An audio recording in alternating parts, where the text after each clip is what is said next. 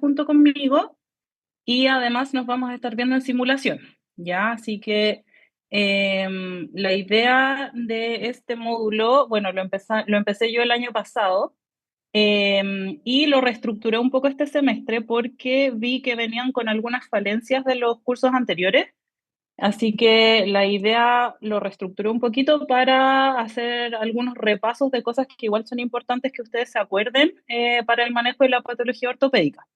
¿Ya? Y también la idea de este curso, a diferencia de los años anteriores, es llevarlo un poco más a cosas prácticas que a ustedes les van a servir como médicos generales, más que meternos mucho en el pabellón de traumatología como se hacía antiguamente. ¿Ya? Así que esos son los cambios que hemos hecho. ¿Ya? Cualquier duda o pregunta que tengan durante la presentación me interrumpen nomás y después yo les voy a dejar mi correo para que me envíen sus dudas, consultas con respecto a las clases si les quedan después eh, y nos las resolvemos durante la misma sesión. ¿Bien? Sí. Súper. Entonces, un segundito.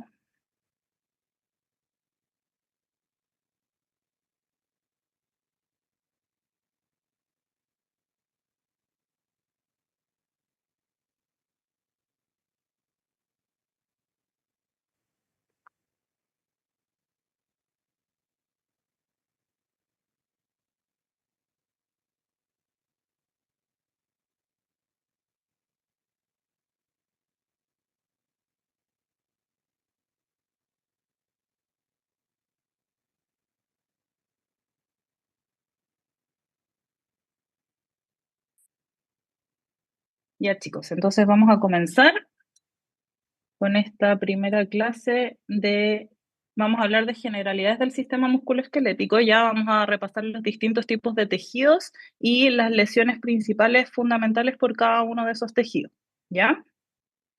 Vamos a partir con el hueso. El hueso, como sabemos, es un tejido que es altamente especializado, ya que desde el punto de vista mecánico se caracteriza por su rigidez, su porosidad y dureza, que además tiene un poder de reparación y regeneración. ¿Ya? Está compuesto por células y por una matriz extracelular que está constituida por fibras y por material cristalino. ¿Ya? Alrededor de un tercio de su composición es materia orgánica y 2/3 son minerales, ¿ya? Este tejido se está constantemente modelando y remodelando durante toda la vida para adaptarse a los cambios biomecánicos y para retirar, obviamente, el hueso viejo, dañado y sustituirlo por un hueso nuevo de mejor o mayor resistencia.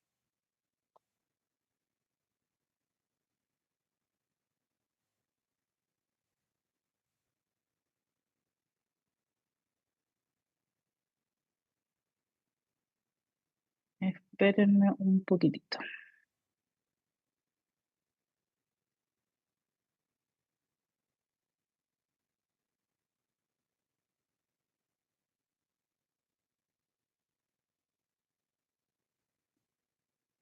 Estaban viendo la presentación, ¿cierto? Sí, ahora no. Sí. Sí, espérenme, es que no sé qué me pasó.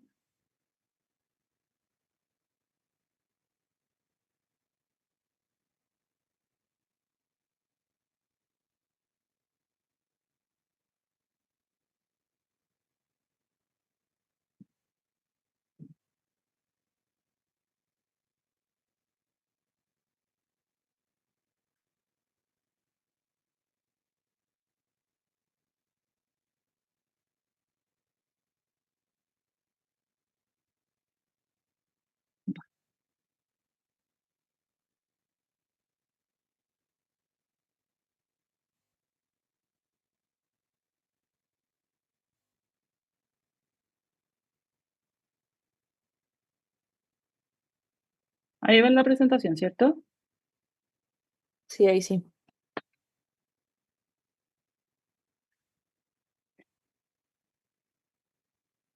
Ya, entonces, el tejido óseo entonces es un tejido que también es multifuncional, ¿ya? Y nos va a permitir no solo la locomoción, que es como lo que más frecuentemente se conoce, sino que además tiene un rol protector, ¿ya? Sobre todo la parrilla costal y la caja torácica en relación a los tejidos del tórax y abdomen y la bóveda craneal, que nos protege el cerebro, ¿cierto?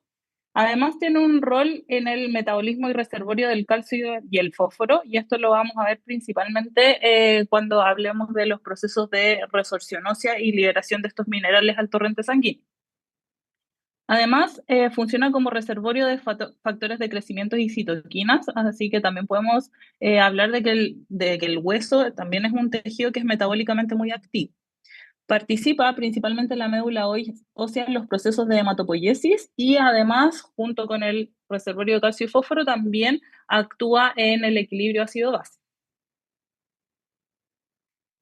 Recordando un poquito anatomía, ¿cierto? Tenemos distintos tipos de hueso de acuerdo a su forma, ¿cierto? Huesos largos, planos, cortos, irregulares, sesamoideos, etcétera, ¿ya? Y cada una de estas formas va a ser específica de acuerdo a la función que tenga cada uno de estos huesos. Como les mencionaba, el hueso está compuesto de una matriz orgánica y una matriz inorgánica. La matriz orgánica es una matriz que es resistente, pero tiene cierto grado de elasticidad que constituye aproximadamente el 30-35% del peso del hueso. Está compuesta principalmente por colágeno tipo 1, pero además tiene proteoglicanos, glicoproteínas y células, ¿ya? Entonces esta es la parte donde están todas las células que van a participar en la formación y resorción del hueso. Y la otra parte, ya cerca del 70%, es la matriz inorgánica, que aquí vamos a tener los minerales, principalmente los cristales de hidroxiapatita de calcio, ¿cierto? Que van a darle la dureza y la resistencia a la compresión al hueso. Entonces, dentro de las células tenemos, ¿cierto?, la célula osteoprogenitora, ¿cierto?, que es esta célula madre con gran potencial de diferenciación y que se puede diferenciar dependiendo del estímulo en osteocito, que va a ser la célula del hueso propiamente tal, los osteoblastos, que van a ser las células formadoras de hueso, y el osteoclasto, que va a ser la célula que va a destruir o reabsorber el hueso.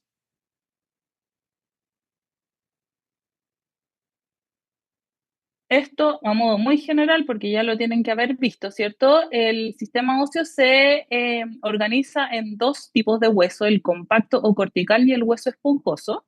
¿Ya? El hueso compacto o cortical está localizado principalmente en las diáfisis de los huesos largos o rodeando el hueso esponjoso. ¿Ya? Está compuesto por ostionas, que son estas capas concéntricas de matriz calcificada que tiene osteocitos localizados en estas lagunas, donde se van a empezar a diferenciar en los otros y se va a empezar a depositar en el fondo el calcio para formar el hueso. ¿Ya? Y en el centro de estas ostionas existen los canales de Volkmann por donde pasan los vasos desde el periósteo que le van a dar la nutrición al interior de este hueso cortical. Por otro lado están los conductos de Havertz, que los conductos de Havertz principalmente le van a dar la porosidad al hueso cortical, y estos conductos son los que aumentan en patologías como por ejemplo la osteoporosis. Y todo este sistema está recubierto por esta membrana que es el periósteo, que es todo este tejido conectivo que contiene vasos, nervios, células, etcétera, que van a estar firmemente adheridos al hueso por estas fibras de colágeno denso que son las fibras de Charpey. Y por otro lado tenemos el hueso esponjoso, ya que está principalmente en las metáfisis, en las vértebras, en las costillas y en la pelvis, y que la gracia que tienen estas trabéculas, ¿cierto?, que caracterizan al hueso esponjoso, es que le dan soporte estructural al hueso sin aumentar el peso de este, cosa de permitir obviamente la locomoción, etcétera, sin requerir un gasto energético muy importante. Entonces, como mencionábamos, el hueso cuando está vivo es un tejido que es adaptable y que está en un estado de continuo desarrollo y reabsorción, ¿ya? En el año 1892, más o menos, un señor llamado Wolf se dio cuenta de que las trabéculas del hueso se orientaban en la dirección de las cargas mecánicas que soportaba el hueso. ¿Ya? Entonces, eso lo llevó a plantear esta teoría de que el hueso se adaptaba a las cargas recibidas, ¿ya? Y eso hoy en día se conoce como la ley de Wolf. Entonces, tenemos este proceso, ¿ya? Que es el proceso de modelación y remodelación ósea, ¿ya? Donde tenemos distintas etapas. Este modelado es el proceso mediante el cual el hueso va cambiando su forma y orientación por la acción de las fuerzas mecánicas, o sea, según lo que hablábamos de la ley de Wolf. Y el esqueleto en el fondo se va adaptando en función a estas cargas a las que se está sometiendo. En general, si nosotros vemos como el ciclo de la vida, los huesos se van ensanchando a medida que uno va envejeciendo y esto es obviamente en respuesta a todo este proceso adaptativo que ha tenido. El modelado es menos frecuente que el remodelado en la edad adulta y puede incrementarse en situaciones patológicas como por ejemplo el hiperparatiroidismo, donde ahí se va a estimular más el remodelado. El remodelado es este proceso complejo, ya mediante el cual el hueso se va a estar en constante renovación para mantener su resistencia y su homeostasis mineral, ¿ya? Este requiere de que haya una actividad coordinada entre osteoblasto, esta célula, ¿cierto?, formadora de hueso, y el osteoclasto, que es esta célula que es que reabsorbe hueso. Bien. Este proceso consiste básicamente en que cuando hay hueso viejo, ¿cierto? Estos osteoclastos van a reabsorber este material y luego se va a reemplazar por una nueva matriz de proteínas que se va a mineralizar para formar el hueso nuevo. Entonces vamos a tener estas 4 fases, la de activación, la reabsorción, la de retorno o reposo y la de formación. En la primera fase, que es la fase de activación, ¿cierto? Se produce un reclutamiento de los precursores de los osteoclastos, ya un levantamiento de todo lo que son las células del revestimiento del endosteo y la fusión de múltiples células que van a posteriormente formar los proosteoclastos, ¿cierto? Estos se van a unir a la matriz ósea y se van a convertir en osteoclastos maduros que se van a activar. Y esta fase va a durar aproximadamente unas 2 a 4 semanas. Posteriormente, la formación, la activación y la reabsorción que producen los osteoclastos va a estar mediada por muchos factores, que son estos que tenemos acá, que no sé por qué se me dio vuelta la imagen, después se les cambia. ¿Ya? Pero es básicamente la interacción que hay entre, no sé si se acuerdan, el RANK y el RANK ligando, ¿cierto? Entonces, la célula tiene estos receptores que son el RANK, donde llega esta molécula de señalización que es el RANK ligando, que desencadena toda una cascada de señalización que va a llegar finalmente a la activación de estos osteoclastos para generar la resorción. Y está la otra proteína, que es la contraparte, que es la osteoprotegerina, que como su nombre lo dice, protege el hueso. Entonces, cuando se activa la osteoprotegerina, bloquea el receptor de RANK, ¿ya? Para que el RANK ligando no se pueda unir, entonces inhibe la reabsorción. Y así es un constante va y viene entre estos dos procesos. ¿Ya? Durante la fase de retorno o reposo, ¿ya? Las cavidades contienen todas estas diferentes células, monocitos, osteocitos, etcétera, y esta fase va a básicamente guardar estas células en estas lagunas. Y esta fase va a durar aproximadamente 2 semanas. Después va a comenzar la fase de formación de hueso, ¿ya? Que dura aproximadamente 4 meses, ¿ya? Entonces, si nos adelantamos un poquito y pensamos, por ejemplo, en el proceso de consolidación de una fractura, a los 4 meses nosotros ya deberíamos tener hueso maduro, ¿ya? En ella, estos osteoblastos, ¿cierto? Van a formar una nueva matriz de proteínas, ¿cierto? Aquí abajito, que posteriormente se va a mineralizar, ¿ya? Y finalmente estos osteoblastos que están rodeando esta matriz nueva se van a diferenciar a osteocitos que se van a convertir en el revestimiento de esta capa de hueso. Entonces, cada uno de los ciclos de remodelado óseo va a dar lugar a una nueva osteona, ya que era esta unidad funcional nueva que habíamos hablado. Y esto se va a producir tanto en el hueso cortical como en el hueso trabecular. Bien. Y en un adulto, este proceso de remodelado cortical suele ser del 2 al 3% al año, ¿ya? El hueso trabecular se remodela un poquito más rápido.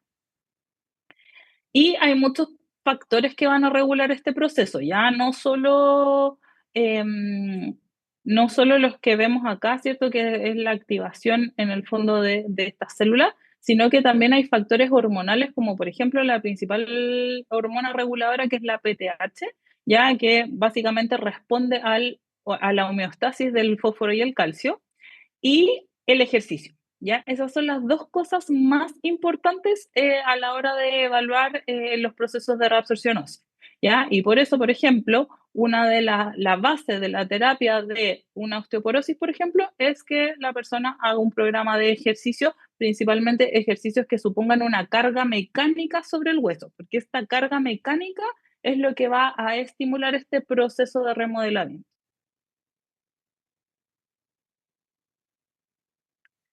Entonces, como les decía, ¿cierto? Lo de la homeostasis del calcio, si tenemos niveles normales de calcio, la tiroides va a secretar esta calcitonina que va a inhibir la actividad de los osteoclastos, se va a reabsorber calcio en los riñones y se va a bajar los niveles de calcio en la sangre. ¿Ya? Si hay bajos niveles de calcio en la sangre, la paratiroide secreta PTH que va a inhibir la reabsorción de hueso, ¿cierto? Perdón, va a estimular la reabsorción de hueso y se va a aumentar el nivel de calcio en la sangre. Bien, entonces, hablando ya de patología de los huesos, vamos a hablar principalmente de las fracturas, ¿ya? Y aquí tenemos que diferenciar algunos conceptos, ¿ya? La fractura, ¿ya? Es una solución de continuidad del hueso, ¿ya? Que se puede producir por un evento traumático de intensidad variable. ¿Por qué de intensidad variable? Porque va a depender mucho de la edad del paciente, del tipo de hueso y de si tiene alguna patología de base o no, ¿ya? Acá me quedo corrido, pero en el fondo la fisura va a ser una línea de interrupción simple que puede ser completa, pero que no va a desplazar. ¿Ya? Entonces, la diferencia entre una fractura y una fisura básicamente está dada por la conservación del periósteo.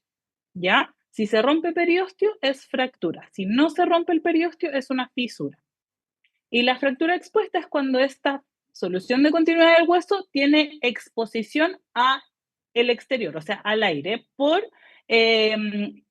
solución de continuidad de la piel y de las partes blandas que la rodean. Hay distintas clasificaciones que uno tiene que considerar al momento de evaluar una fractura, ¿ya? Y una de ellas es esta clasificación de Cherney-Esther, que es para las fracturas cerradas, pero que toma en consideración el compromiso de partes blandas que tenga la fractura, ¿ya? Entonces se clasifica del 0 al 3, ¿ya? El 0 siendo cero daño de partes blandas, y el 3 cuando hay una contusión extensa que tiene despegamiento cutáneo, destrucción del músculo, lesión vascular, etc. Y en general, los grados 2 y 3 se asocian a fracturas conminutas, que son estas fracturas que tienen muchos fragmentos óseos pequeñitos y que eso obviamente va a dificultar mucho más el proceso de reparación y consolidación. Entonces, en general, estas fracturas se tienen que operar. ¿Ya? Distinto de esta fractura, que es un trazo lineal, ¿cierto? No desplazado, etcétera, que probablemente podríamos intentar un manejo ortopédico. Y para las fracturas abiertas o expuestas está la clasificación de Gustilo y Anderson, ¿ya? Que también se clasifica de el 1 al 3, ¿ya? Y básicamente toma en consideración la energía del mecanismo, ¿ya? O sea, grado 1 baja energía, grado 3 alta energía, y también el compromiso de partes blandas, ¿ya? En el cual la grado 3C es cuando ya tiene asociada una lesión vascular, ¿ya? Y el último punto que considera es si la herida está limpia o contaminada, ¿ya? Por ejemplo, un paciente que se cayó en bicicleta tiene una fractura expuesta, pero esa fractura expuesta no estuvo en contacto ni con el suelo, ni con el barro, ni con agua, ni con nada. Perfecto, podría ser una herida limpia, entonces podría ser, si es que no tiene lesión de partes mucha lesión vascular ni pérdida en el fondo de tejidos blandos, podría ser una tipo 1. Pero, por ejemplo, un paciente con un accidente cuando hacía, por ejemplo, esquí acuático, ¿ya? Se cae, fractura expuesta, pero cae al agua, es cierto, a un lago donde el agua probablemente está contaminada, ya esa ya pasaría a ser una grado 3, ya, y ahí tendríamos que ver una grado 2 o 3, ya, dependiendo de la lesión de partes blandas y vascular, ya, pero como ya está contaminada, inmediatamente implica que puede haber más riesgo de infección. Y por eso todas las fracturas expuestas, independientes de si son limpias o contaminadas, requieren una antibiótico-terapia profiláctica inicial, ¿ya? Que en los casos de las 1, 2 y 3A es con penicilina sódica, ¿cierto? Con amicacina endovenosa. Y en los grados 3B y 3C sería además asociado a metronidazol para cubrir ahí los gram negativos, ¿cierto?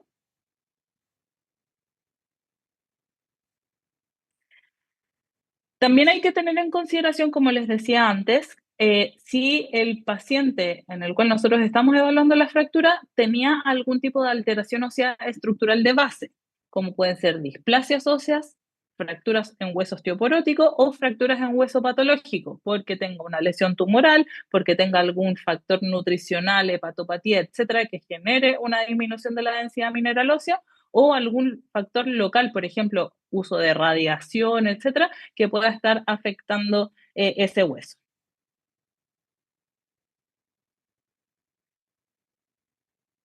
Otra cosa importante es la cadencia del traumatismo, ¿ya? Es distinta una fractura que es por un impacto directo en el momento versus una fractura que se produce por múltiples impactos seguidos, ciertos repetitivos sobre un mismo hueso. Y ahí podemos distinguir lo que se conocen como las fracturas por sobrecarga o las fracturas por estrés, ¿ya? Estas fracturas por estrés se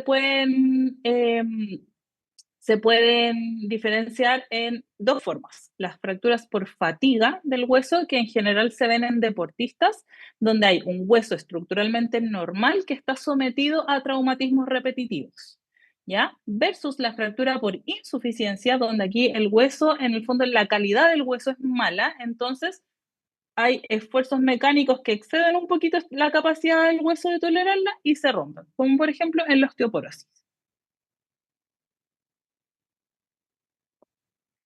Existen distintos tipos de fractura dependiendo de cuál sea el mecanismo, ¿ya?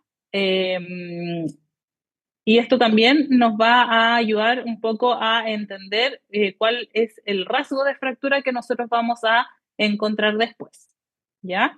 En niños, por ejemplo, son bastante frecuentes las fracturas por compresión, donde podemos ver fracturas en lo que se conoce como tallo verde, donde no se genera este rasgo de fractura típico que uno ve en el adulto, sino que se produce como cuando uno quiebra una ramita verde de un árbol, ¿cierto? Que no se rompe por completo, pero queda ahí medio deshilachado, ¿ya? El cuadro clínico de las fracturas, efectivamente, nosotros vamos a tener el antecedente de un traumatismo previo, ¿cierto? Va a haber dolor que se va a exacerbar con movimientos activos y pasivos, que esto lo va a diferenciar un poquito de las lesiones de partes blandas o miotendinias, ¿cierto? Donde ahí el dolor va a ser más que nada en la actividad. va a estar asociado a impotencia funcional, puede haber en ciertos casos acortamientos y aumentos de volumen y o equimosis en la extremidad, y puede haber presencia de desplazamientos, que eso puede generar una deformidad evidente que uno puede ver en la inspección del paciente. Y siempre tienen que ir a sospechar que pueda haber una lesión vasculonerviosa asociada a la fractura, ya sea por desplazamiento, por compromiso de partes blandas, por el mecanismo del trauma, etc. ¿Ya? Entonces, siempre dentro del examen físico tenemos que ir a evaluar esto. El diagnóstico, el primer paso siempre, chiquillos, historia y examen físico, para todo, ¿ya? Historia y examen físico. Y después nos vamos a apoyar con la imagenología, ¿ya? Donde obviamente en la radiografía simple es el primer paso en el abordaje de una fractura, ¿ya? De una sospecha, ¿ya? Y esto nos va a permitir en el fondo evaluar si efectivamente el hueso está fracturado y se tiene que tomar en mínimo 2 planos, ¿ya? O sea, siempre una fractura se tiene que evaluar con 2 proyecciones como mínimo. Hay otras específicas que requieren 3, ¿ya? Pero mínimo, mínimo, 2 proyecciones y tienen que incluir el segmento afectado en toda su totalidad.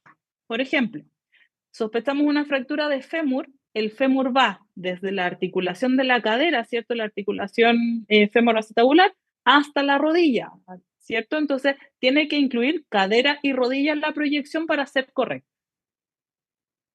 Y tenemos otras modalidades de imágenes como el TAC, ¿ya? El TAC es bastante útil cuando tenemos sobre todo fracturas con minutas, donde nos permite hacer una reconstrucción tridimensional de la fractura y eso nos va a ayudar en la planificación quirúrgica. O cuando tenemos alta sospecha de que puede haber una fractura, pero en la radiografía no se evidencia un rasgo claro que a mí me diga que hay fractura. Entonces, si a mí me quedan dudas, porque clínicamente, anamnesis y examen físico, clínicamente es muy sugerente de fractura, yo le puedo pedir un escáner. ¿Ya? Esto, por ejemplo, en fracturas de escafoides que muchas veces no se ven en la radiografía, o si estoy sospechando, por ejemplo, una fractura por estrés que no siempre se van a ver en la radiografía. Lo mismo para la resonancia. La resonancia además nos va a entregar muy buena información sobre las partes blandas. ¿Ya? Entonces ahí, dependiendo del compromiso de partes blandas, también podría ser una buena herramienta. Y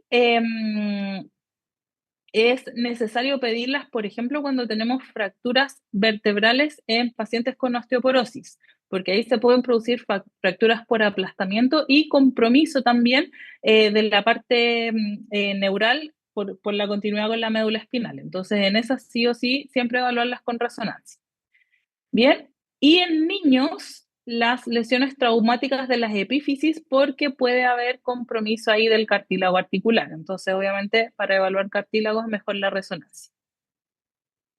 Y la ecografía, ya obviamente es de menos utilidad para evaluar hueso, ya igual un ecografista musculoesquelético entrenado puede diagnosticar fracturas con ecografía, pero no es lo habitual. Pero sí nos va a ayudar como segunda opción en la exploración de estas lesiones epifisiares en los niños y obviamente para evaluar las lesiones vasculonerviosas. Entonces, como veíamos, las fracturas pueden tener distintos rasgos, ¿cierto? Pueden ser lineales, pueden ser oblicuas, pueden ser espiroideas, ¿ya? Pueden ser en cuña, pueden tener desplazamiento o pueden ser con minutas, ¿ya? O pueden tener compromiso articular, ¿ya? Y acá tenemos la más grave que es con minuta con compromiso articular. Entonces, mientras más con minuta y mientras más desplazada la fractura, mayor necesidad de resolución quirúrgica va a haber. En cuanto a los tipos de consolidación o cómo vamos a lograr reparar esta fractura, vamos a tener dos tipos, la directa o primaria y la indirecta o secundaria. La directa se va a producir cuando nosotros tengamos una reducción anatómica completa, es decir, que el fragmento de la fractura quede completamente alineado como era antes de la fractura y cuando haya ausencia completa de movimiento. ¿ya? Y eso lo vamos a lograr generalmente cuando hacemos una osteosíntesis con placa, ¿ya? Y aquí no hay formación de callo óseo, ni participación del cartílago, ni nada de eso. Entonces, como que la fractura se consolida absolutamente pareja y lisa. Y la consolidación indirecta es cuando tenemos fracturas que no están estabilizadas quirúrgicamente o en las que persiste cierto grado de movilidad entre los fragmentos, ¿ya? Y esto puede ocurrir, por ejemplo, cuando hacemos osteosíntesis con clavo o con fijadores externos, ¿ya? Y esto eh, sí vamos a tener formación de callo ósea, ¿ya? Vamos a tener un hematoma inicial, ¿cierto? Formación de este callo, la osificación del callo y finalmente la remodelación de ese callo. Aquí tenemos una tablita donde están los factores que influyen en el proceso de consolidación de las fracturas. Y aquí tenemos factores que promueven la consolidación, algunas hormonas, ¿cierto? Hormonas del crecimiento, la insulina, los anabólicos, las hormonas tiroides y la calcitonina, la vitamina A y la vitamina D, y esto es súper importante porque a nivel poblacional en Chile tenemos mucha deficiencia de vitamina D, ¿ya? Entonces siempre que tengan un paciente con fractura es bueno evaluar los niveles y suplementarlos si es que es necesario. Algunos factores de crecimiento y obviamente el ejercicio, ¿ya? Como les decía, este estímulo mecánico sobre el hueso es lo que va a estimular de mejor manera la formación de hueso nuevo, ¿ya?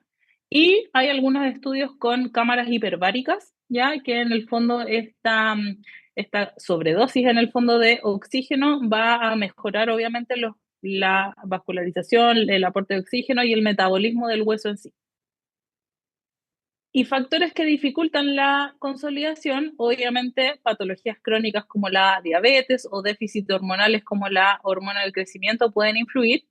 El tratamiento con corticoides, sobre todo si son corticoides sistémicos, pacientes con patología reumatológica, ¿cierto?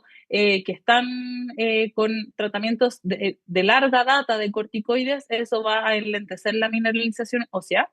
Obviamente factores nutricionales, ¿cierto? Súper importantes. Eh, uso de AINES, ya en general, porque los AINES tienen un efecto anticoagulante que en el fondo nos va a disminuir también la formación del hematoma y de la matriz en la que se va a formar este callo. Algunos factores físicos, como por ejemplo, que se mueva mucho la fractura o que entre medio de los fragmentos de la fractura hay interposición de, por ejemplo, tejidos blandos, ¿ya? Eso también puede generar retraso en la consolidación. Que haya hipoxia, obviamente una extremidad que está isquémica, es lo contrario a la cámara hiperbárica, ¿cierto? Vamos a tener poco aporte de oxígeno, por lo tanto baja el metabolismo y baja la reparación. ¿Ya? Y otras cosas de nervación, presencia de infección, obviamente, porque va a haber un proceso inflamatorio ahí presente. Entonces, los principios generales del tratamiento de las fracturas, dígame, Con lo anterior, en ese sentido, ¿sí? si alguien se fractura, ¿conviene comenzar a suplementar con vitamina D o como que Ah, debería ser de antes? no, no, en el momento tú lo empiezas a suplementar con la vitamina D, ¿ya? Ahora siempre es importante tomar los niveles, ¿ya? Porque dependiendo del grado de deficiencia de vitamina D, es qué tan agresivo tienes que ser tú con la suplementación, ¿ya? Porque normalmente uno ve en las farmacias que venden vitamina D, no sé, de 400, de 800 unidades, ¿ya? Pero eso es insuficiente para revertir una deficiencia, eso sirve solo como de mantención.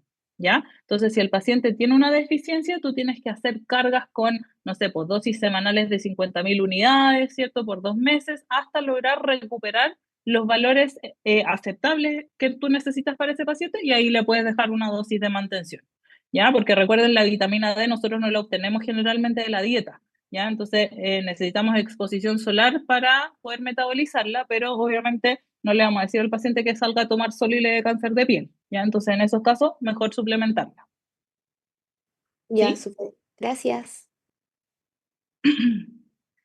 Bien, entonces, como les decía, tenemos opción de manejo conservador y de manejo quirúrgico, ¿ya? En el manejo conservador, nosotros lo que tenemos que lograr es reducir los desplazamientos, ¿ya? O sea, en una primera instancia, tomamos placas, vemos si hay desplazamientos de los fragmentos, si es que hay desplazamientos, se puede hacer una reducción cerrada, que en el fondo ahí se movilizan los fragmentos y se trata de lograr una buena alineación, y esto tiene que ser logrado en los tres ejes, en tres planos, ¿ya? Entonces se tienen que tomar distintas proyecciones para verificar que esté con buena alineación y posteriormente inmovilizar esta extremidad, ¿ya? Y el tratamiento quirúrgico, que es la osteosíntesis, ya hay miles de tipos, miles de técnicas para hacerlo, que va a depender del tipo de hueso, del tipo de fractura, etcétera. ¿Ya? Pero básicamente son los fijadores externos, las placas y los tornillos, los clavos endomedulares y los cerclajes y obenques, que estos generalmente se usan, por ejemplo, para las fracturas de patela o las fracturas de olecranon, ¿ya? Los clavos endomedulares en general para los huesos largos, y las placas y tornillos para las fracturas muy conminutas. Bien, entonces acá un poco lo mismo, ya algunos ejemplos ya de manejos para algunas fracturas específicas, ya por si lo quieren revisar, esto no es necesario que lo sepan, ya, pero acá algo importante, por ejemplo, las fracturas expuestas generalmente se van de fijador externo, ya.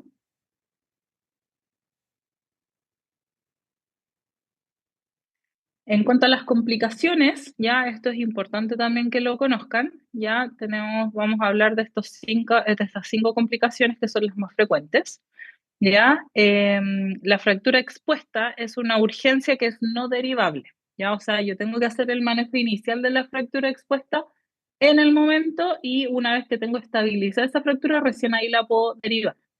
¿Ya? La fractura de tibia es la más frecuente, ¿ya? Y algunas complicaciones, obviamente como están expuestas y puede haber contaminación, son las infecciones como la osteomielitis y obviamente las alteraciones de la consolidación, porque como están asociadas a daño de partes blandas, a mucho desplazamiento, etcétera, obviamente la consolidación es más difícil. Y como les mencionaba antes, la clasificación de Gustilo es la más utilizada, que aquí también tienen un resumen. Entonces, el manejo de la fractura expuesta, lo primero que hay que hacer es mucho aseo, ya con suero fisiológico, 3 a 10 litros a chorro. ¿Por qué? Porque yo tengo que barrer con todo el material contaminado que hay en esa herida. Segundo, antibióticos endovenosos, ya este es otro esquema de tratamiento. Ojo que los esquemas de tratamiento van a depender un poco del centro asistencial en el que estén ustedes, ¿ya? Cefazolina es algo que hay en todos lados, ya entonces nosotros podemos partir con un tratamiento con cefazolina y le agregamos gentamicina a los grado 2 y clindamicina a los grado 3. Vacuna antitetánica, sí, a todos, ¿ya? Si es refuerzo, si es primera dosis, da lo mismo, pero todos se van de antitetánica. Y para el traslado, no suturar la herida, ¿ya? ¿Por qué? Porque esto probablemente le tengan que hacer aseo quirúrgico, etcétera. Se cubre con un apósito estéril, se ponen valvas largas y abiertas, ya para estabilizar la herida, pero sin cubrirla. Y cuando llega ya al traumatólogo, en el fondo, le hacen su aseo quirúrgico y la osteosíntesis correspondiente.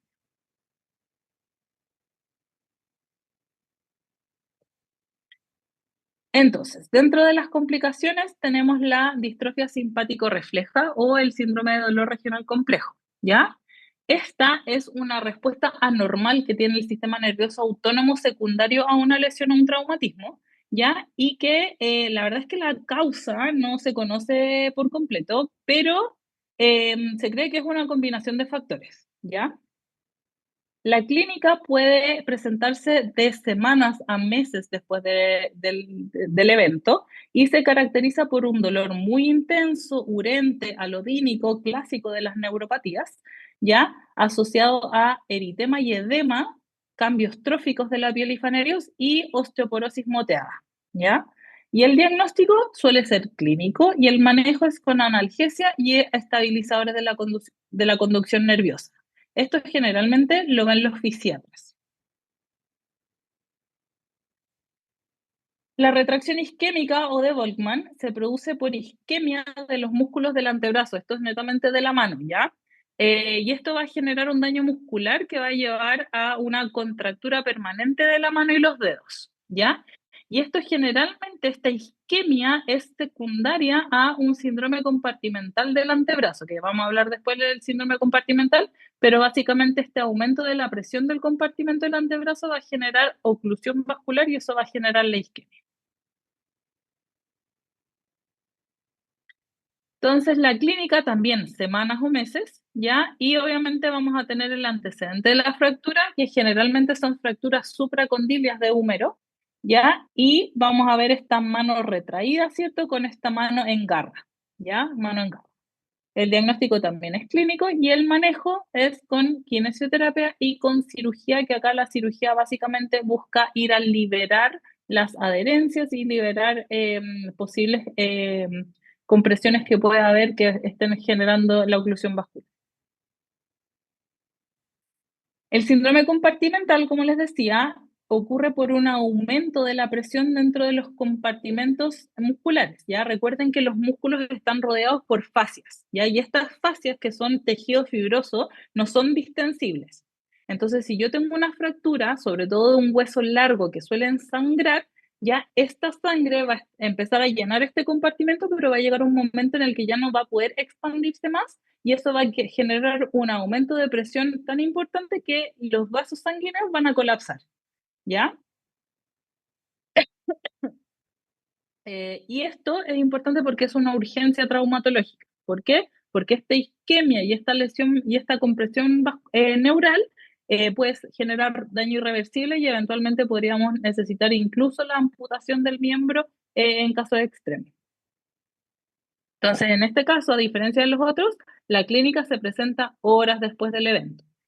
Y una de las características más importantes es que es un dolor que no se correlaciona con lo que uno está viendo clínicamente, ¿ya? O sea, es un dolor demasiado intenso que uno ni siquiera puede tocarle la piel al paciente porque el dolor ya es, el paciente te va a decir es 20 de 10, 30 de 10, ¿ya? Se asocia a edema y a disminución de los pulsos distales. Y eso es súper importante. Siempre que tengan una fractura, acuérdense que puede haber lesión vascular-nerviosa asociada. Entonces, en el examen físico, yo siempre voy a evaluar los pulsos distales a la fractura. ¿Ya? El diagnóstico es clínico y hay algunos dispositivos con los que yo puedo medir la presión intracompartimental. ¿Ya? Esos dispositivos no están en todas partes, así que muchas veces el diagnóstico lo tenemos que hacer solo con clínica. ¿Ya? Y el manejo, ya, obviamente, si el paciente está con yeso o con algún tipo de inmovilización rígida, hay que retirarlo, ya hay que levantar la extremidad, cosa de que por gravedad bajen los fluidos, ¿cierto? Y se tiene que hacer una fasciotomía, que al final la fasciotomía, ¿qué es? Hacer un corte a lo largo de toda la extremidad, liberando la fascia para que se libere la presión intracompartimental. La TBP, ya, esta complicación de las fracturas también se presenta días después del evento y se caracteriza por dolor, empastamiento, edema, eritema y cianosis. El diagnóstico se hace con el Doppler venoso de extremidades inferiores y el tratamiento de la trombosis es con anticoagulantes, ya, y si está contraindicada la anticoagulación, en casos de hemorragia digestiva alta o accidentes vasculares encefálicos, se pone un filtro de vena cava inferior para prevenir complicaciones asociadas a la TBP, obviamente. Como el TEP. Ya, el TEP puede ser una complicación derivada de la trombosis venosa profunda, ya, y este también se puede presentar en días, ya, se caracteriza por un dolor torácico, disnea, desaturación, podemos ver en el electrocardiograma presencia de taquicardia sinusal, ¿cierto? Es de inicio súbito, ya, y se puede ver un exudado hemorrágico en ocasiones, ya. Cuando se complica puede haber asociación de fiebre, hemoptisis y presencia de síncope. El diagnóstico definitivo se hace con el angiotac de tórax. Obviamente hay algunas pruebas como el dímero D que uno puede tomar antes, pero en realidad la sensibilidad no es muy buena, ¿ya? Y el manejo también con anticoagulantes, ¿cierto? Y cuando es masivo, ya obviamente puede haber un cor pulmonar, así que hay que hacer un ecocardiograma y se puede hacer trombolisis o de frentón cirugía. La embolia grasa, otra complicación, ya esta también principalmente se da igual que, que el tromboembolismo pulmonar, pero en este caso el émbolo es de grasa y este también se presenta principalmente cuando hay fractura de huesos largos, ¿ya?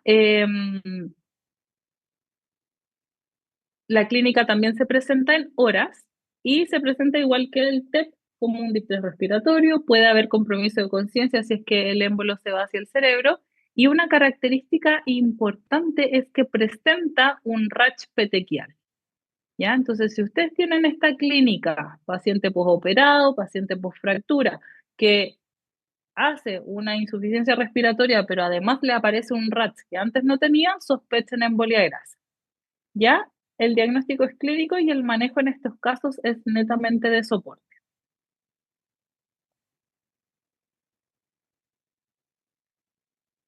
Y por último, las lesiones nerviosas, ¿ya? Acá vamos a tener un déficit neurológico que puede variar, ya dependiendo del nervio comprometido, desde parálisis, hipoestesias a reflexias, etcétera, ¿ya? Aquí tenemos distintos tipos de lesión de los nervios periféricos, ¿ya? Donde tenemos principalmente tres, ¿ya? La neuropraxia, la axonotmesis y la neurotmesis, ¿ya? La neuropraxia es la más leve, ¿cierto? Hay una interrupción temporal de la conducción nerviosa, pero no hay daño en la estructura del nervio, ¿ya? Y esta función generalmente se va a recuperar en semanas o meses, ¿ya? No hay degeneración axonal, pero puede haber algún grado de degeneración de la vaina de mielina. La axonotmesis sí implica un daño axonal, ¿ya? Y de la mielina, pero la estructura de soporte del nervio, ya el epineuro, el perineuro y el endoneuro están intactos. ¿Ya? Esto es súper importante porque si el tejido conectivo que soporta el nervio está intacto, el nervio, a pesar de estar lesionado, sigue el trayecto de estas estructuras de sostén y logra regenerarse por completo. Cuando hay pérdida de continuidad de este tejido conectivo, como ocurre en la neurotmesis, ahí el nervio no tiene capacidad de regenerarse, por lo tanto ahí el manejo es quirúrgico. ¿Dudas hasta ahí?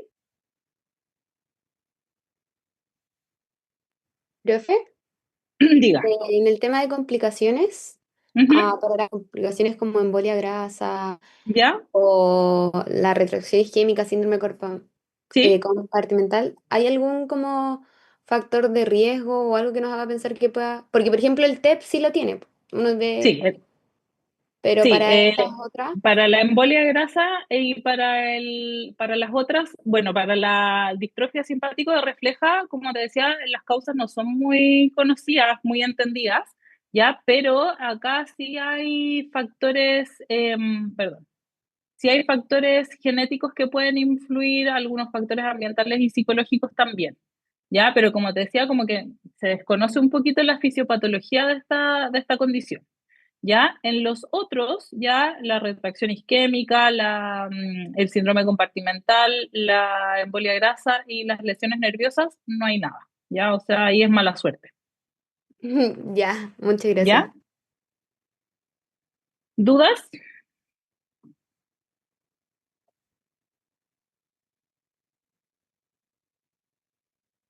Bien. ¿Quieren hacer un pequeño break o seguimos nomás? Ustedes me dicen. Vamos como en la mitad más o menos.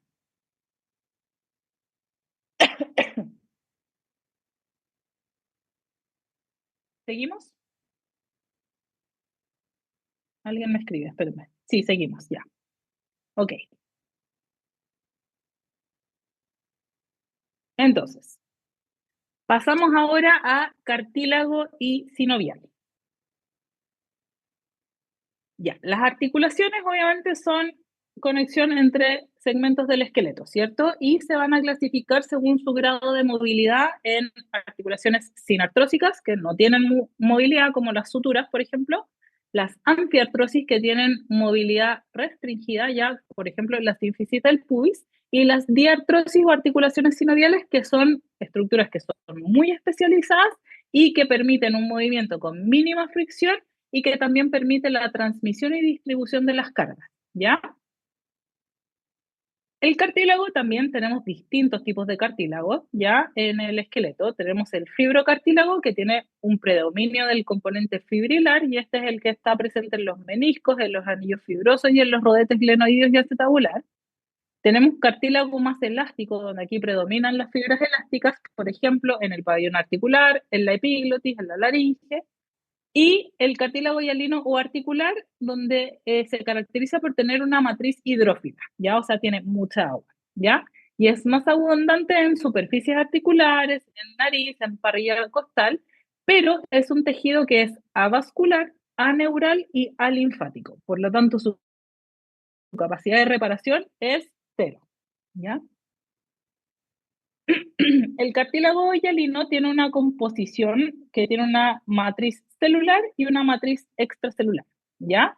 La matriz celular está compuesta por los condrocitos, ya que van a ser más o menos el 10% del cartílago articular. Y la matriz extracelular, que como les decía, la mayor cantidad es agua, hasta el 80%, y algunas macromoléculas, ya principalmente colágeno, ya tipo 2 principalmente, pero también hay otros tipos, proteoglicanos y proteínas no colágenas, ¿ya?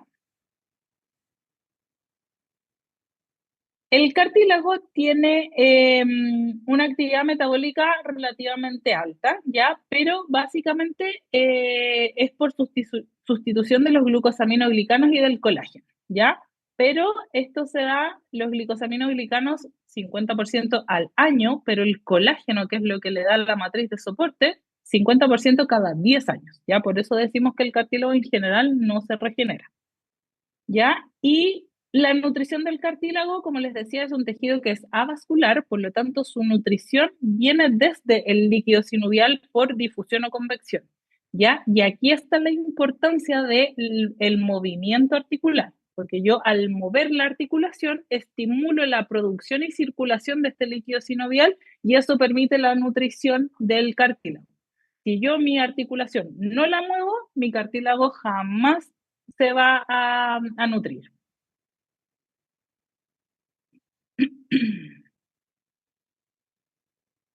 Entonces, el cartílago tiene una estructura de 4 capas, ¿ya? Que tiene algunas variaciones en cuanto a la composición y organización de la estructura, ¿ya?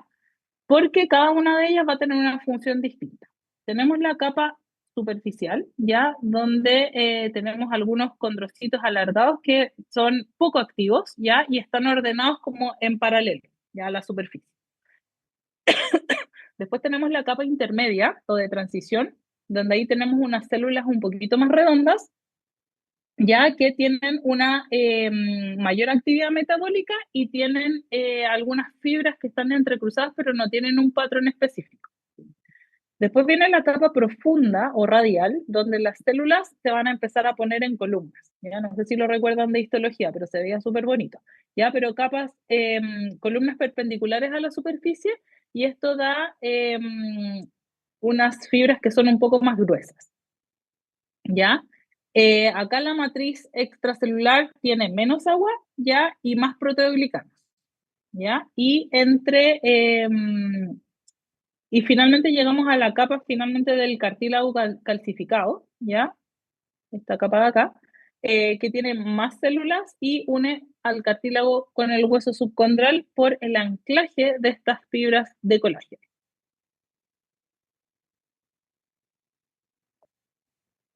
Las propiedades del cartílago obviamente tiene propiedades biomecánicas, ya como tiene un componente viscoelástico, ya va a permitir la transmisión y amortiguación de las cargas, ¿ya? Y además, por su bajo coeficiente de fricción, ya va a disminuir el roce, en el fondo, entre una carilla articular y la otra y va a optimizar el desplazamiento. Y además tiene una función de lubricación que permite, o sea, perdón, que evita el desgaste de la superficie articular. ¿Ya? Entonces, si se daña el cartílago, obviamente se roza hueso con hueso y ahí empiezan los problemas.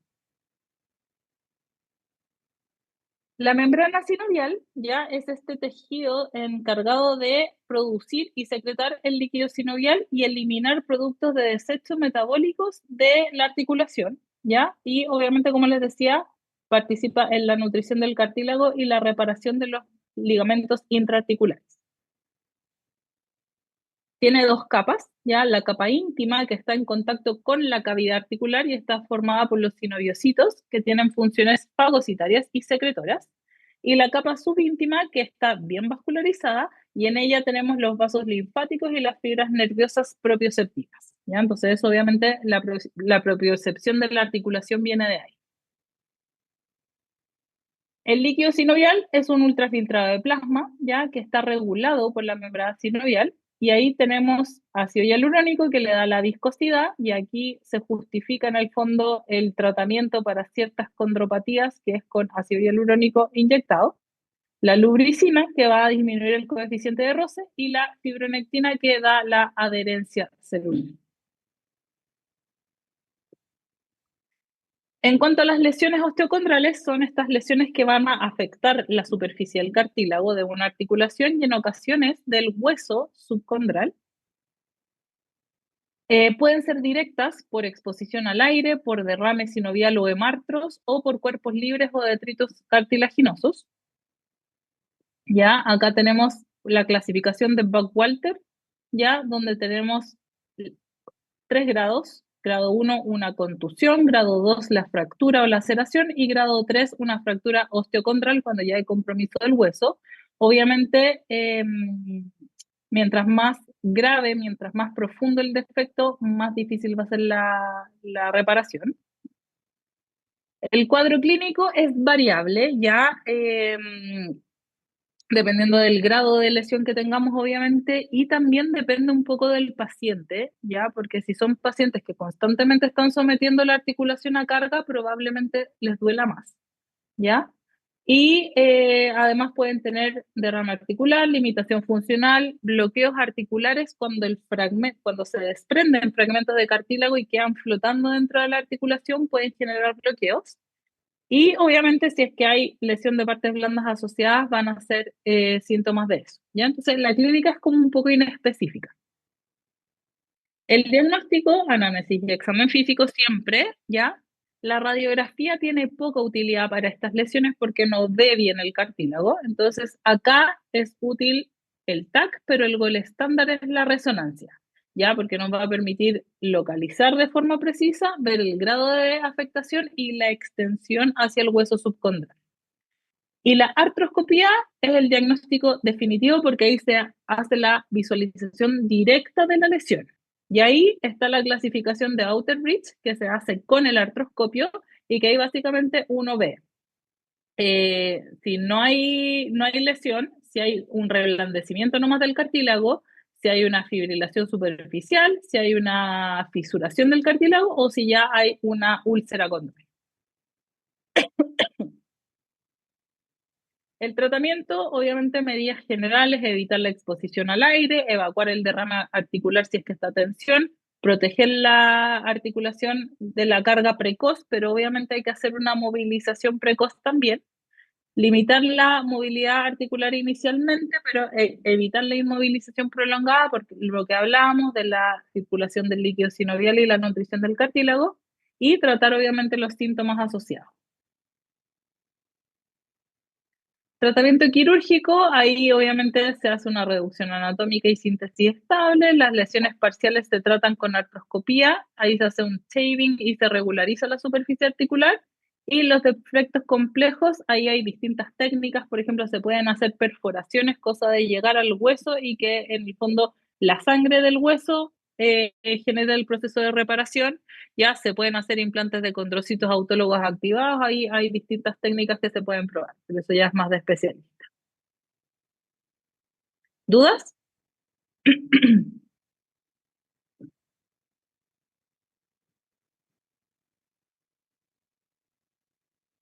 Bien. Vamos a pasar ahora a las lesiones cápsulo-ligamentarias. ¿Ya? Los ligamentos son tejido conectivo que es rico en colágeno tipo 1, que tiene predominio de fibras elásticas, fibronectina y poquitos fibrocitos. ¿Ya? Entonces es un tejido que tiene una capacidad de resistencia, pero al mismo tiempo permite un poquito de elasticidad. Y sus funciones principalmente es mantener los huesos unidos en las articulaciones. ¿Ya? Entonces recordemos que una articulación tiene dos mecanismos de fijación, un mecanismo que es fijo, que son los ligamentos, y un mecanismo que es dinámico, que son los músculos, ¿ya? Los ligamentos también nos sirven para guiar el recorrido del movimiento, por ejemplo, cuando tenemos las vainas, ¿cierto? Que rodean los retináculos, ¿cierto? Que recubren los tendones, por ejemplo, el retináculo de los peroneos o los retináculos de la muñeca, ¿cierto? Y también dan información propioceptiva, ¿ya? Entonces, frecuente, esguinces de tobillo a repetición, el ligamento ya no sirve para nada y la persona constantemente se está torciendo el tobillo porque pierde la propiocepción del tobillo. No es porque el tobillo le esté débil, sino que pierde la propiocepción, entonces la marcha se altera, ¿ya? Existen distintos tipos de ligamentos según su ubicación. Existen los extraarticulares que en general se reparan mejor, ¿ya? Como el colateral medial o el colateral lateral de la rodilla. Y los intraarticulares, que obviamente su nutrición es menor, por lo tanto no cicatrizan de forma espontánea, ¿ya? Como el cruzado anterior y el cruzado posterior, ¿ya? Por eso antiguamente casi siempre se operaban las lesiones de cruzado anterior, ¿ya? Hoy en día se operan menos, pero esa es la justificación. En cuanto a las lesiones de los ligamentos, tenemos los esguinces, ¿cierto? Que pueden clasificarse según si es solo una elongación o si ya es una rotura del ligamento producto de un estiramiento súbito en el que se supera la máxima tensión que soporta el ligamento, ¿ya? Pueden ser intersticiales, ¿cierto? O intrasustancia también se llama, que en el fondo el cuerpo del ligamento es el que se daña, ¿ya? Y en general se da por traumatismos de baja energía y los esguinces de la unión, ya que son a nivel de la inserción del ligamento con el hueso. Y esto en ocasiones puede generar una avulsión, ya que es cuando el tirón en el fondo que genera el traumatismo desprende el fragmento óseo al cual está unido el huesito, entonces, o sea, el ligamento, entonces sale ligamento con huesito pegado. Bien, entonces se clasifican del grado 1 al grado 3, ¿ya? En el grado 1 solo tenemos una deformación plástica con algunas micro roturas y ahí clínicamente vamos a tener dolor a la palpación local al forzar el movimiento que pone en tensión el ligamento o al cargar la articulación. El grado 2 ya vamos a tener algunas roturas un poquito más extensas, pero no completas, y vamos a tener, obviamente, como se rompe el ligamento, vamos a tener rotura de vasos, por lo tanto, pueden haber algunos focos de hematomas vistos más a la macroscopía. Acá clínicamente también vamos a tener dolor, aumento de volumen, pero todavía vamos a tener estabilidad articular. ¿Ya? Recién en el grado 3, donde hay una rotura ligamentaria con una discontinuidad completa del ligamento, vamos a tener inestabilidad articular, ¿ya? Por ejemplo, en el tobillo, los signos de cajón anterior y posterior van a estar positivos. El diagnóstico, anamnesis y examen físico, siempre. La radiografía suele ser normal porque estamos hablando de esguince, ¿cierto? Lesiones de ligamentos, a menos que haya una avulsión, ¿ya? Que ahí sí vamos a poder ver el fragmento de huesito desplazado, ¿ya? Hay algunos esguinces que los vamos a ver específicamente en las otras clases, como por ejemplo los esguinces de tobillo, que según ciertos hallazgos en el examen físico, nosotros tenemos que pedir sí o sí una radiografía porque se sugiere en el fondo que puede haber una lesión ósea asociada. ¿Ya? Y en cuanto a otros exámenes complementarios, acá está la ecografía y la resonancia como para evaluar las partes blandas. La ecografía es mucho más accesible, pero la resonancia nos da mucho más detalle y más información sobre el ligamento. Y acuérdense que la ecografía también es operador dependiente.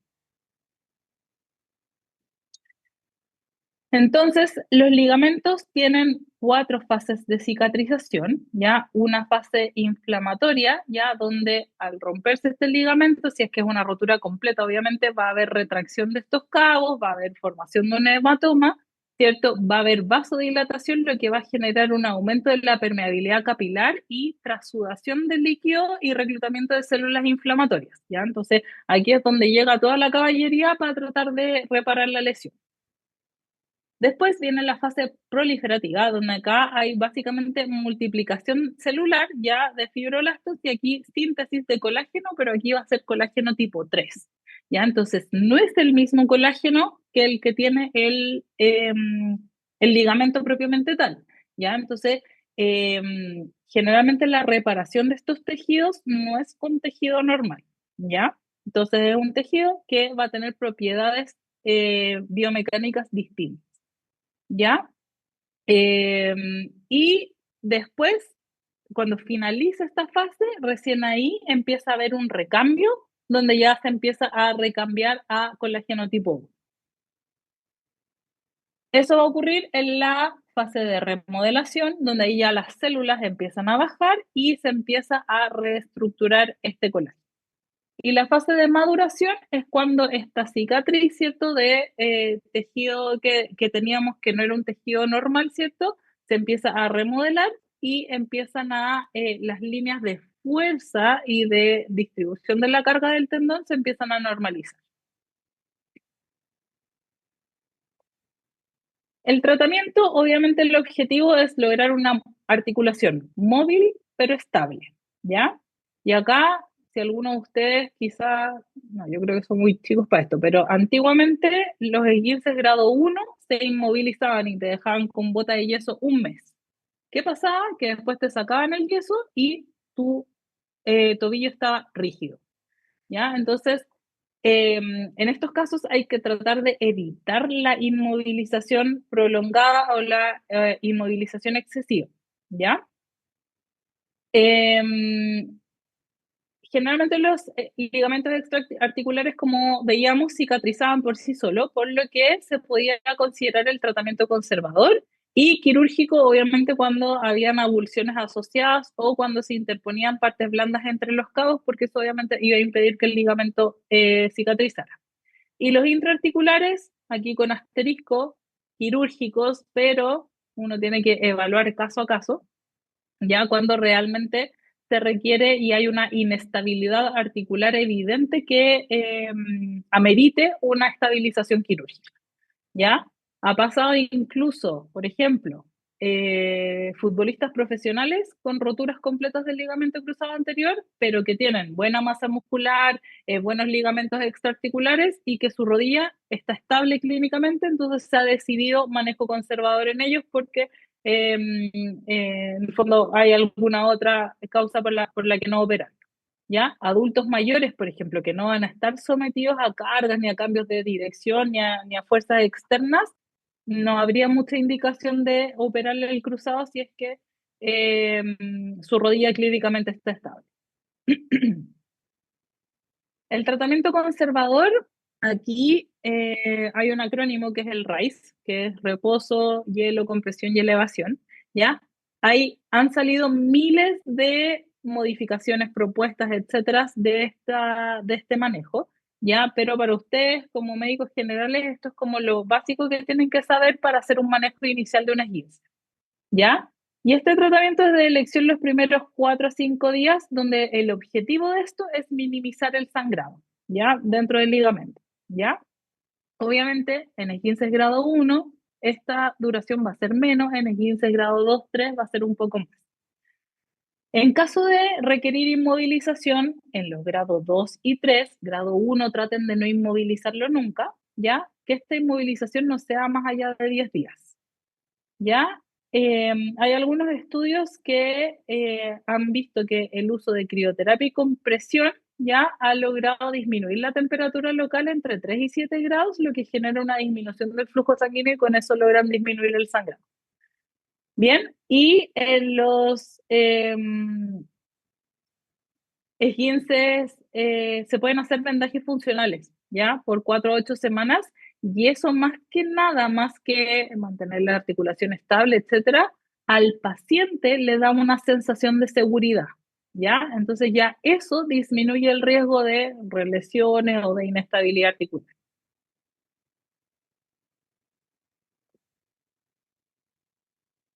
Pasamos entonces a las luxaciones, ya que esto ya es cuando el ligamento ya cedió y generó una inestabilidad articular, ¿ya?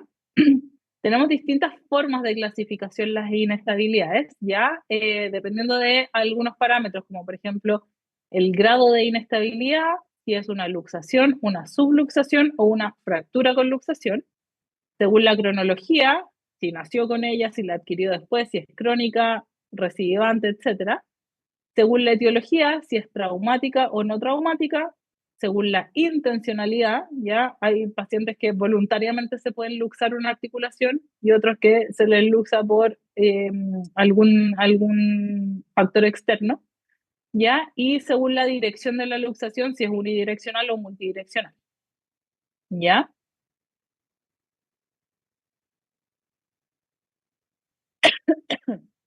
Entonces, las luxaciones traumáticas se producen por rotura o desinserción de la cápsula y de los ligamentos articulares. Clínicamente hay un dolor súbito asociado a una deformidad e impotencia funcional y es frecuente la asociación de lesiones vasculonerviosas. El diagnóstico, anamnesis con examen físico y la radiografía simple y otras imágenes antes y después de las maniobras de reducción. ¿Ya? Esto es súper importante porque obviamente si es que hay una luxación con una fractura asociada, probablemente no la vamos a reducir en el momento, sino que se va a reducir en pabellón. El tratamiento, maniobras de reducción. Obviamente esto lo tiene que hacer alguien entrenado y que sepa hacer estas maniobras porque si no puede hacer más daño que beneficio, ¿ya? Y esta reducción lo ideal es hacerlo bajo anestesia, aunque sea anestesia local, porque el dolor va a generar mucha contractura muscular. Entonces muchas veces incluso hay que sedarlos y ponerles relajantes musculares para lograr hacer las reducciones. Y después de la reducción hay que evaluar, obviamente, si hay estabilidad articular o no, porque si sigue estando inestable, tenemos que sospechar que hay una fractura asociada y hay que hacer la exploración neurovascular hacia distal. Generalmente se inmovilizan por 3 semanas, entre comillas, eso va a depender un poquito de la luxación, eso lo vamos a ver más adelante, y hacer kinesioterapia post-luxación porque obviamente hay que fortalecer el aparato dinámico de estabilización porque el aparato estático ya no está funcionando. Complicaciones de las luxaciones, obviamente la inestabilidad articular, puede haber necrosis avascular por lesión vascular, ¿cierto?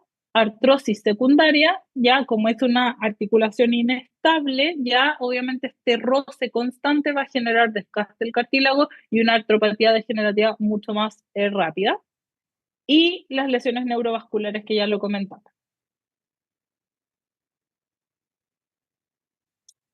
Vamos con la última patita, que es tejidos blandos, músculos y tendones.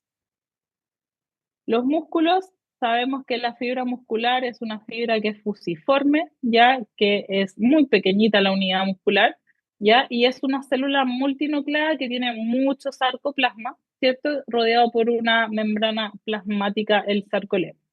¿Ya? Y el músculo se caracteriza porque su retículo sarcoplásmico está muy bien desarrollado y tiene abundantes mitocondrias, ¿ya?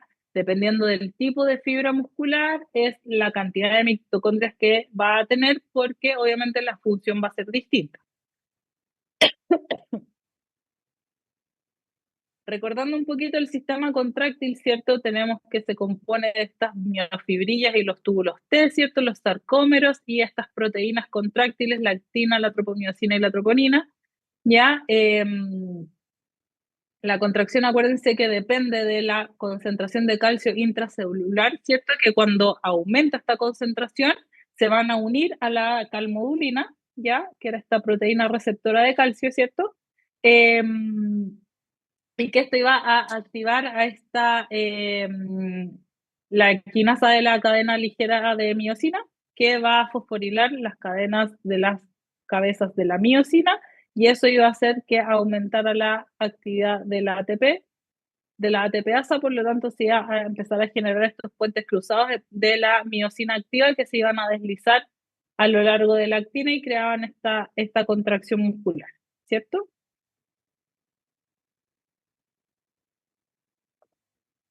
Dentro de las lesiones musculares podemos dividirlas en agudas y crónicas, ¿ya? Hay muchas clasificaciones para lesión muscular, esta es como la más simple, ¿ya? Dentro de las lesiones agudas tenemos las por traumatismo directo, que pueden ser laceraciones, contusiones o hematomas, y las por traumatismo indirecto, donde tenemos las distensiones y los desgarros. Y las lesiones crónicas ya es cuando hay formación de pseudoquistes, nódulos fibrosos, la miositis osificante y la rotura residual. El proceso de reparación de la lesión muscular tiene tres fases, ya parecido a lo que habíamos visto antes con los tendones y los ligamentos. Tiene una fase inflamatoria, ¿cierto? Donde tenemos la llegada de estos macrófagos que van a eliminar el detritus celular, ¿ya? Y la expresión de citoquinas que van a regular la proliferación y la migración de las células satélites. En la fase antiinflamatoria va a haber esta invasión por macrófagos antiinflamatorios, ¿ya? En la fase inflamatoria eran macrófagos M1 y en la fase antiinflamatoria eran macrófagos M2, y estos van a promover la reparación del tejido con disminución de la inflamación. Y la fase de reparación, vamos a tener que estas células satélites se van a diferenciar en mioblastos que van a proliferar y se van a fusionar formando los sarcoblastos. Y estos a su vez van a generar las miofibrillas y las fibras estriadas nuevas por un proceso de maduración de los sarcoblastos. El tratamiento, vuelve aquí el RICE, reposo, hielo, compresión, elevación. Como veíamos, la fase inicial era una fase inflamatoria, que es una fase necesaria para el proceso de reparación. Por lo tanto, típico que uno va a la urgencia, se desgarra, va a la urgencia, ibuprofeno. ¿Ya? ¿Qué estoy haciendo? Bloqueando la respuesta normal de mi cuerpo a ese proceso inflamatorio. Entonces, la inflamación es buena, pero siempre y cuando sea una inflamación controlada. ¿Ya? Entonces, lo que se puede hacer, por ejemplo, es poner frío local para controlar un poquito la inflamación y tomar analgésicos no antiinflamatorios, ¿ya? Durante las primeras 48 horas. Después de eso, sí podríamos tomar antiinflamatorios si fuera necesario. Y una inmovilización corta con movilización precoz. ¿Ya? ¿Por qué? Porque también el músculo responde al estímulo mecánico, por lo tanto, yo rápidamente tengo que empezar a someterlo a carga para que se pueda reparar. Y terminando con los tendones, ya tenemos parecido al músculo este tenocito, ¿cierto? Que también es una célula fusiforme, ya, que está compuesto por colágeno de tipo 1 dispuesto en paralelo, ya, y tenemos una zona especial que es la éntesis, que es esta zona de unión entre el tendón y el huesito, que es una zona súper importante porque tiene una estructura histológica que evita que se produzcan grandes tensiones a nivel del tendón. ¿Ya? Entonces, esa parte es distinta histológicamente que el resto del tendón y se caracteriza por tener un metabolismo poco activo con una vascularización insercional o a través de las vainas sinoviales, por lo tanto tampoco repara muy bien, ¿ya? Y lo mismo, su proceso de cicatrización es bastante parecido, ¿ya? También al principio de la fase proliferativa se produce por producción de colágeno tipo 3, que después va madurando hasta predominar el colágeno tipo 1, ¿ya? Y ya en la fase de remodelado, ya toda esta hipervascularización y la celularidad van disminuyendo para empezar a organizar el tejido y que finalmente en la fase de maduración se empieza a remodelar este tejido cicatricial.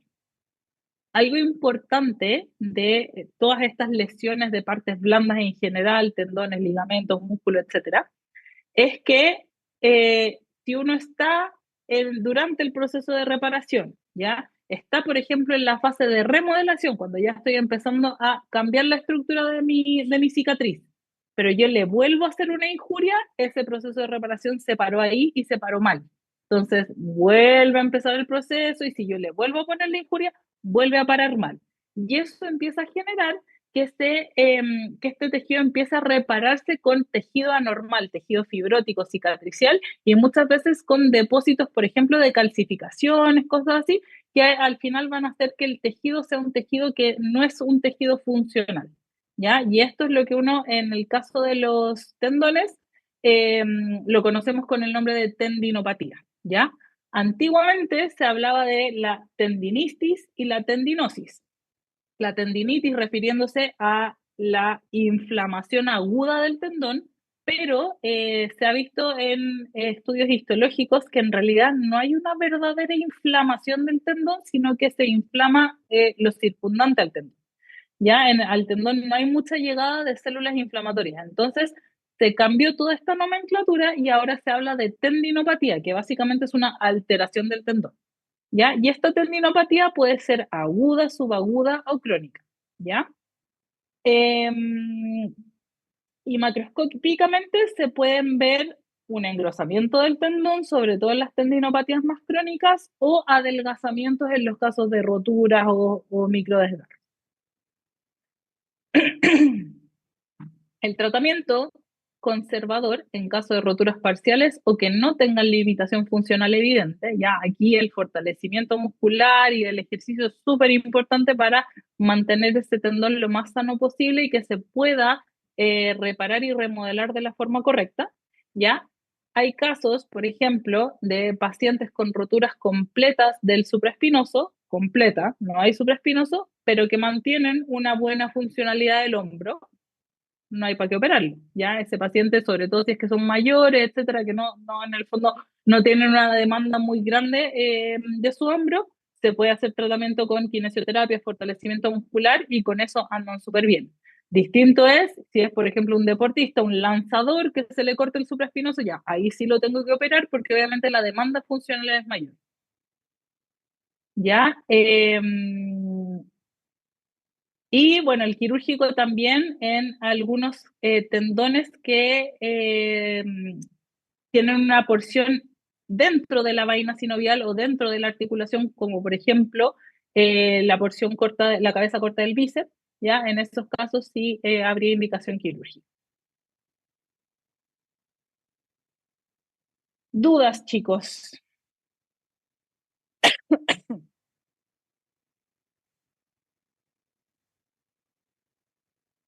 Se me quedaron dormidos. Profe, Diga. no sé si lo nombró porque se me cortó un poco en la parte del esguince, pero eso que explicó ¿Ya? de los tendones, que se daña y se vuelve a reparar y se genera Ajá. tejido. ¿Es lo mismo que pasa cuando la gente dice que tiene como esguince crónico, como en el Ya. tobillo? No, no es lo mismo. Lo que pasa es que Ya. el esguince crónico se produce porque es un término súper malo, ¿ya? Pero básicamente un ligamento cuando se esguinza se produce una laxitud del ligamento, ¿ya? Imagínate como un chicle que uno lo estira, ¿ya? Llega un momento en que uno, o un elástico, ¿cachai? Tú estiras un elástico y llega un punto en el que tú sueltas el elástico y vuelve a contraerse. Estira, suelta, vuelve a contraerse. Pero llega un momento en el que tú estiras tanto el elástico que ese elástico se vence, ¿ya? Y eso pasa en los esguinces crónicos. El ligamento queda como vencido, entonces al final queda súper laxo y no le da estabilidad al tobillo, entonces la persona se tuerce el tobillo de la nada, ¿ya? Sin un evento como el que gatilló la primera torcedura, sino que ahora de la nada va caminando, se lo tuerce. Pero eso es porque el ligamento perdió su capacidad de tensión para mantener la articulación estable. Ya, y eso no se puede ¿Sí? recuperar. Eh, es difícil, es difícil. Hay algunas terapias actuales, por ejemplo, con plasma rico en plaquetas o células madre que intentan ir a recuperar un poquito la capacidad del tendón o también las electroestimulaciones percutáneas, pero si es mucha la laxitud, no se logra completa, ¿ya? Ahí uno lo que hace es trabajar los músculos estabilizadores por lo mismo. Ya, gracias, profe. ¿Alguna otra pregunta?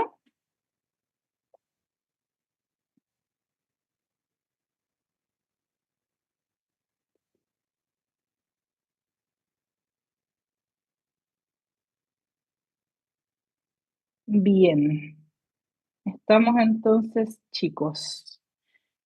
Em, yo creo que vamos a hacer todas las clases del módulo de traumatología vía Zoom, ¿ya?